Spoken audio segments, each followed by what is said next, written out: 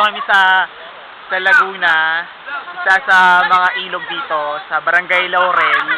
Hindi ko alam kung saan yung exact location niya, pero maganda dito, malakas yung alon, tapos malinit. So, nakita nyo yung paligid natin. Puno-puno pa siya ng puno, yan. Medyo virgin pa siya, hindi katulad ng ibang ilog sa napuntahan namin. Ayan si Sherwin, baliw yan. O yan, umago siya.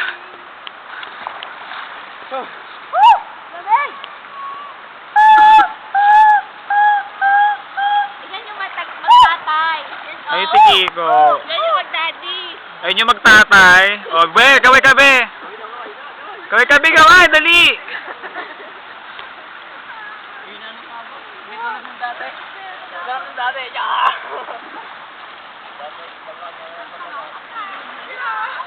Ayun si Kiko, hindi ko alam kung ano pinaglalaban ni Kiko, tatalon ata siya dun sa may bato, yan.